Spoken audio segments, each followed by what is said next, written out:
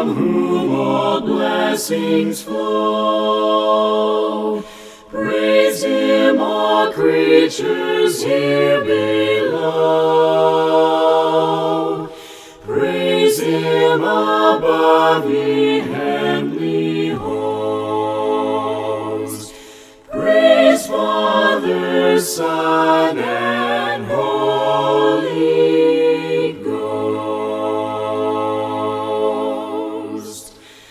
Amen.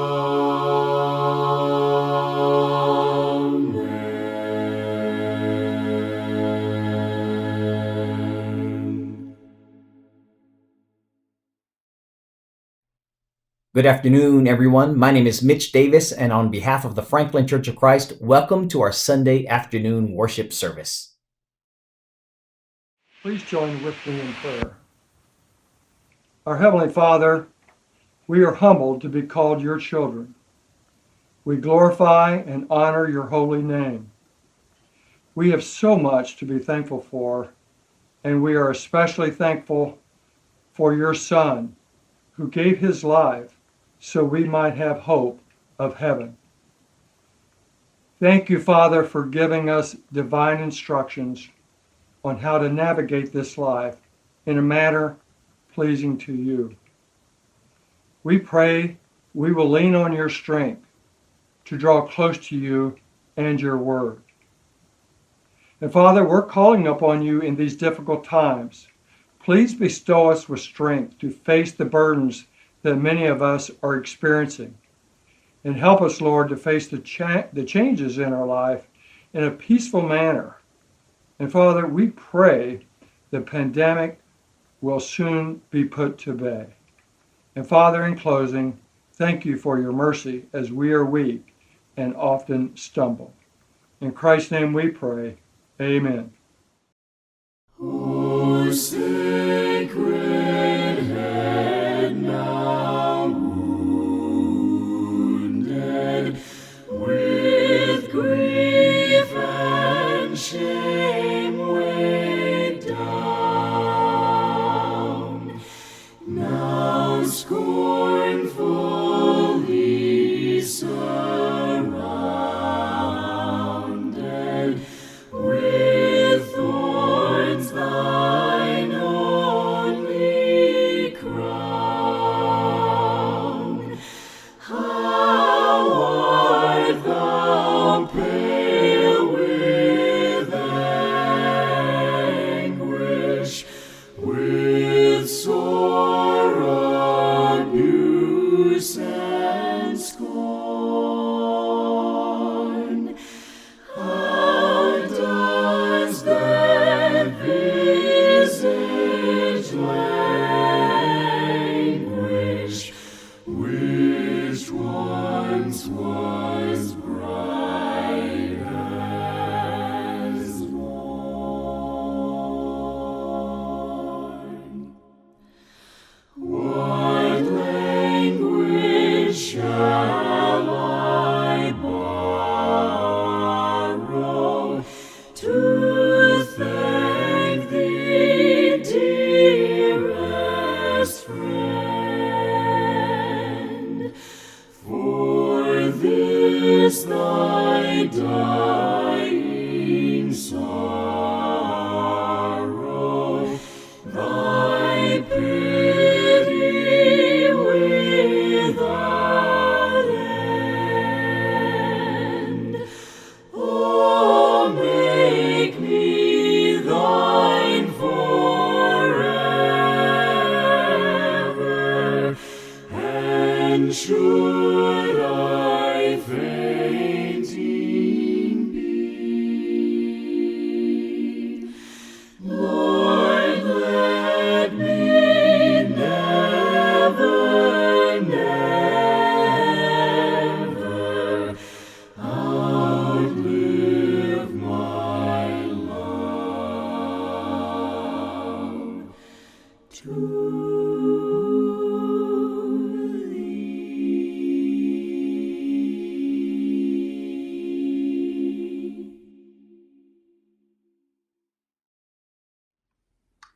We're told there are two things that are certain in life: death and taxes. While it's possible to not have to pay taxes, just from a common sense point of view, we know none of us are going to get out of this world alive. And that's what the writer of the Hebrew letter said in Hebrews 9:27. But there are some people who don't believe in an afterlife. So what if they are right?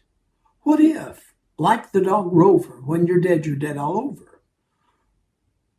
Well, nothing. That's it. The end. But what if they're wrong? What if there is life after death? That is a different story. What would that life after death look like? Well, Jesus said in John 1:10, that the very reason he came to this world was to give us an abundant life.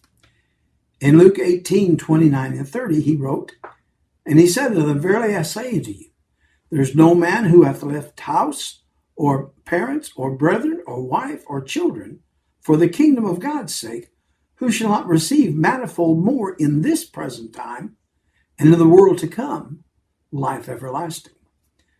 Jesus said in John 14:2 and 3, there are many rooms in my Father's house. I would not tell you this if it were not true. I'm going there to prepare a place for you. And if I go and prepare a place for you, I'll come back. Then I'll take you with me so that you can be where I am. See, the entire purpose of the Lord's Supper every Lord's Day is to remind us of our hope of a better life and how we came to have that hope through Jesus Christ. Now, the Bible says these two things cannot change. God cannot lie when he says something, and he cannot lie when he makes an oath. So these two things are a great help to us who have come to God for safety. They encourage us to hold on to the hope that is ours. This hope is like an anchor for us. It is strong and sure and keeps us safe. It goes beyond the curtain. That's in Hebrews 6:18 and 19. So as we partake this morning of the bread, the emblem of the body, and the fruit of the vine, the emblem of the blood, sacrificed for us, let us remember the hope that these elements represent.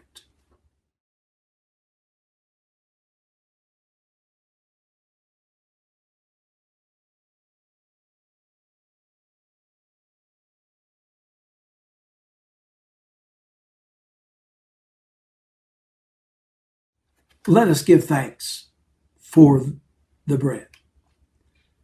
Heavenly Father, we thank you for this day, for the reason that we come together to remember your Son's death. And we pray that you will bless this bread, the emblem of your Son's broken body, that you will forgive us our sins. This we pray in Jesus' name. Amen.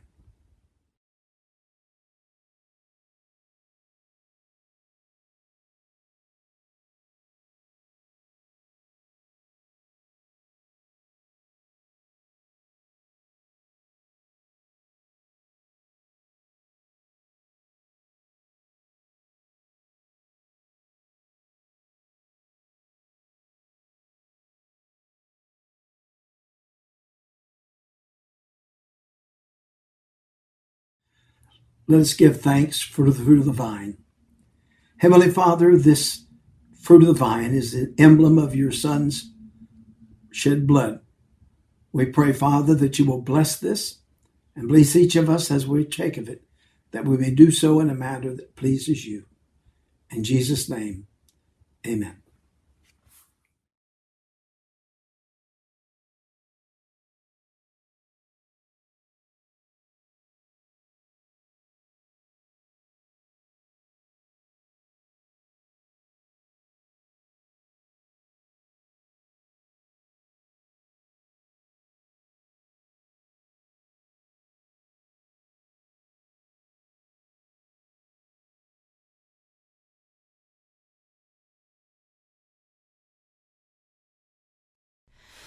The Lord's my shepherd, I am not want.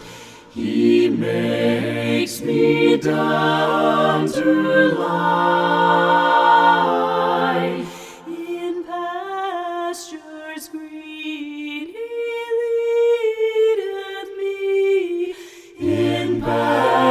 pastures green he leadeth me, the quiet waters by. My soul he doth restore again, and me to walk doth make within the paths of righteousness, within the paths of righteousness, e'en for his own name's sake. Yea, though I walk in death's dark vale, yet will I fear none ill, for thou art with me, and thy rod, for thou art with me, and thy rod and staff me comfort still. My table thou hast furnished in presence of my foes.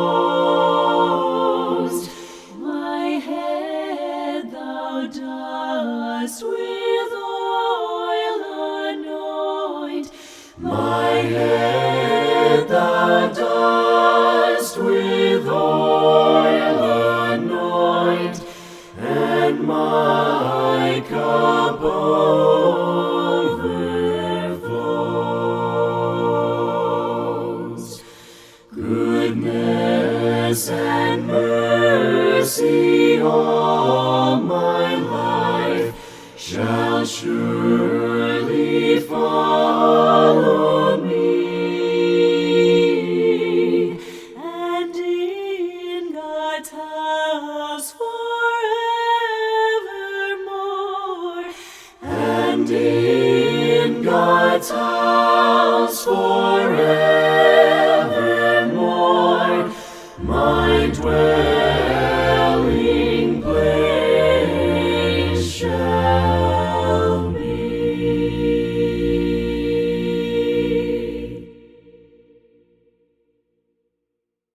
For the reading, I have 2 Corinthians chapter 9, verses 10 through 15. He who supplies seed to the sower and bread for food will supply and multiply your seed for sowing and increase the harvest of your righteousness. You will be enriched in every way to be generous in every way, which through us will produce thanksgiving to God. For the ministry of this service is not only supplying the needs of the saints, but is also overflowing in many thanksgivings to God. By their approval of this service, they will glorify God because of your submission that comes from your confession of the gospel of Christ and the generosity of your contribution for them and for all others, while they long for you and pray for you because of the surpassing grace of God upon you. Thanks be to God for this inexpressible gift. Everyone, great seeing you this morning. Great to have you with us as we worship our God, and I hope that you are finding the joy of walking with God, even in the midst of this crazy society that we are now living in. Anyway, I wanted to talk to you about silver linings that we have right now, and that's not the main focus, but that's just a segue that I want to share with you, and we'll see some of the silver linings that allow us to see just how things haven't changed, right? So think about it. On one hand, on a like nuanced level, we're doing things differently than we ever have, and we've gone through all creative ways in which we worship our God and have fellowship with one another. I mean, we're worshiping our God through Facebook or through Zoom, right? Where we are apart from each other. At least many of us are. I mean, we still have opportunities like in our home where we can worship God together as a family, but there's just a number of creative ways that we're worshiping and having fellowship. And so we've had drive-bys where we celebrate birthdays or just spending time and enjoying each other's company from a distance, if you will. We've had Zoom Bible studies or Facebook or live recordings. We've had creative letters. Yes, Miss Caroline, I'm talking about you with your creative letter that you wrote to our daughters. We've had our church leaders making phone calls every week to every family. It's just wonderfully crazy ways that we are spending time with each other in beautiful ways, actually. In other words, we're still having fellowship with each other. Things haven't changed, even if the nuances show that they have. Do you know what else hasn't changed? And this is really what I want to talk to you about today. The obligation of the Lord's church, financially speaking, it has not changed one bit. During quarantine, we still have bills and still have responsibilities, right? In fact, it's no different than the first century. Let me get my Bible. I want to show you. In 1 Corinthians chapter 9, the Apostle Paul, he is spreading the gospel. He's laboring in the kingdom of our Lord, but he still has to eat. He still has to have lodging. And all that took financial obligations. And if he's not paying for it, how is he going to survive? So Paul says to them in 1 Corinthians chapter 9, he says in verse 13 and verse 14, do you not know that those who minister the holy things eat of the things of the temple, and those who serve at the altar partake of the offerings of the altar? So just as the priests and the Levites had responsibilities, the nation of Israel supported those priests and those Levites because of the work that they did. Right? He says, even so, the Lord commanded that those who preach the gospel should live from the gospel. In fact, in the Gospels, Jesus was referring to the fact that, as he goes back to the Old Testament law, just as the muzzle is not to, or the ox is not to be muzzled, so shouldn't the laborer who is worthy of his hire. In fact, in 1 Timothy 5, look at what he says there. 1 Timothy chapter 5, it says over here in verse 18, let the elders who rule well be counted worthy of double honor, especially those who labor in the word and doctrine. For the scripture says, and this is where he quotes from Jesus as well as the Old Testament, you shall not muzzle an ox while it treads out the grain, and the laborer is worthy of his wages. So he quotes from the Old Testament, he quotes from Jesus, right? So there were responsibilities and not just for preaching the gospel, but for benevolent means. In other words, people who are in need, particularly in the church family, as we're seeing in scripture, right? Because that's what you see. And so in the case of Christians, notice in Acts chapter 11, there was a famine that was going to be taking place in the land of Judea. In fact, the scripture says all the whole world back then. Look at this. Acts 11, verse 27. And in these days, prophets came from Jerusalem to Antioch.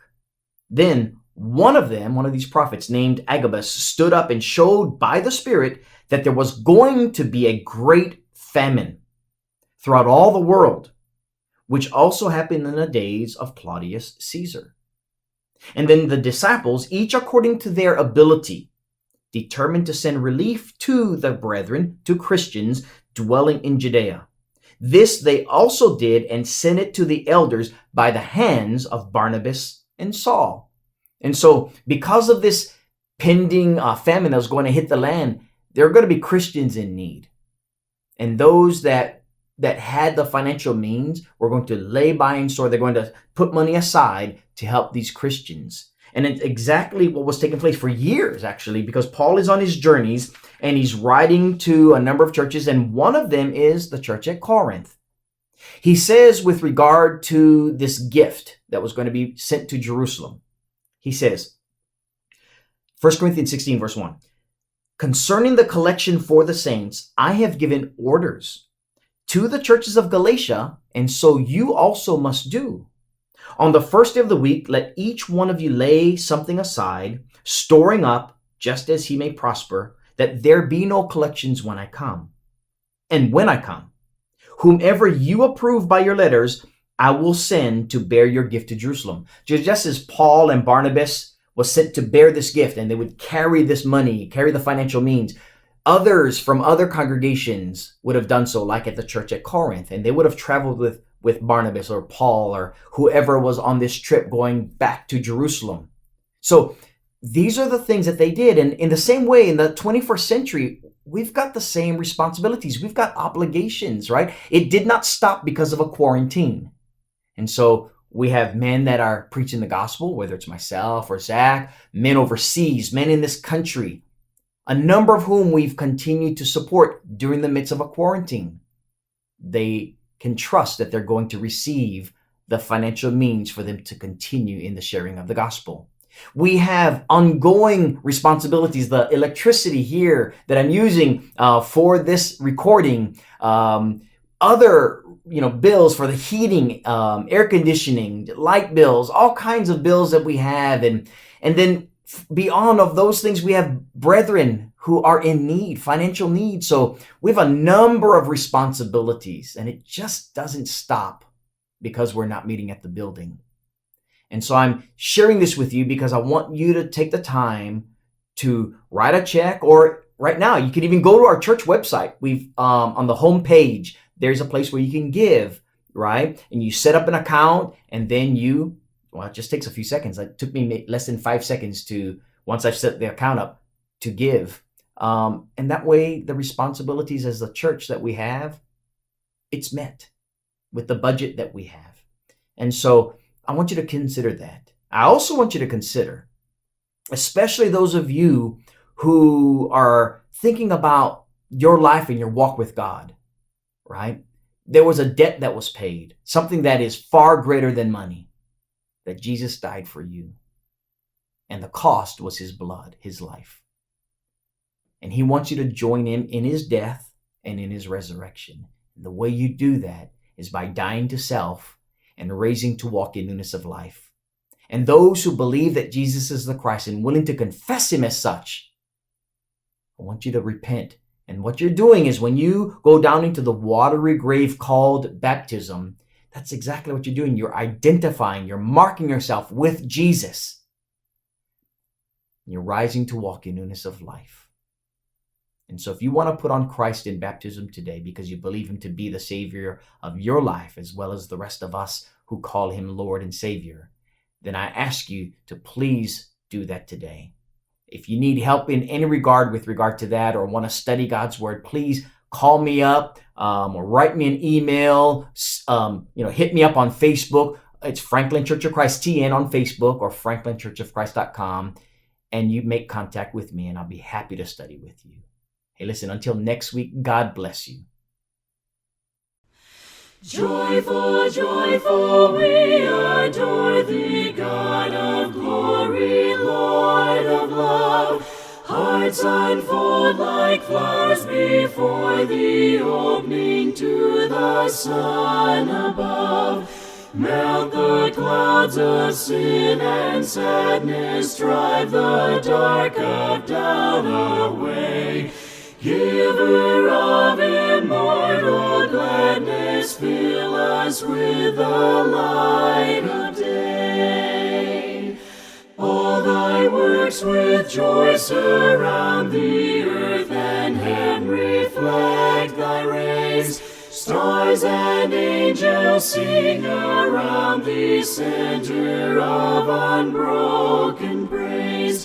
Field and forest, vale and mountain, flowery meadow, flashing sea, chanting bird and flowing fountain, call us to rejoice in thee. Thou art giving and forgiving, ever blessing, ever blessed, wellspring of the joy of living, ocean depth of happy rest. Thou, our Father, Christ our brother, all who live in love are thine. Teach us how to love each other, lift us to the joy divine. Mortals join the mighty chorus, us which the morning stars began. Father love is reigning o'er us, brother love binds man to man.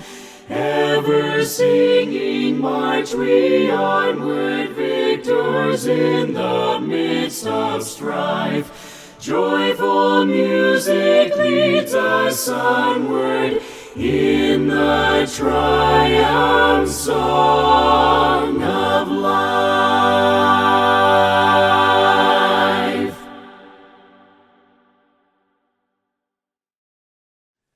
Let us pray.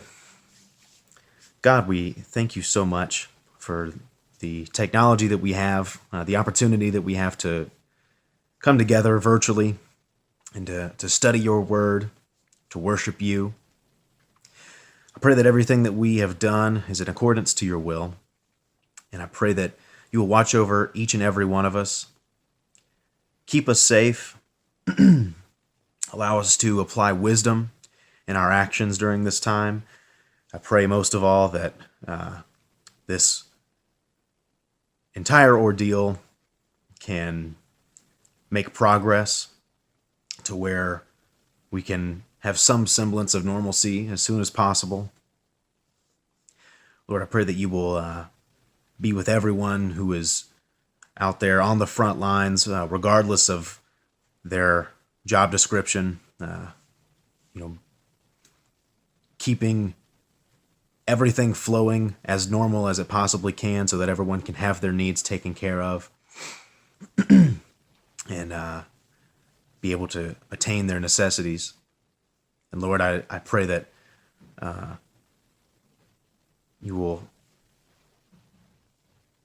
be with the sick, be with those who may be injured, be with those who are seeking in this time. And I pray that you will allow us all to glean as much as possible from the scriptures that we've studied today and allow us to apply that to our everyday lives. And I pray that you will grant that we will be able to meet again at the next appointed service. And we ask of all this in Christ's name. Amen. We sure hope that you enjoyed our Sunday afternoon worship service. If you have any questions, please contact us at Franklin Church of Christ TN on Facebook or visit us on our website at franklinchurchofchrist.com. Until next week, God bless you.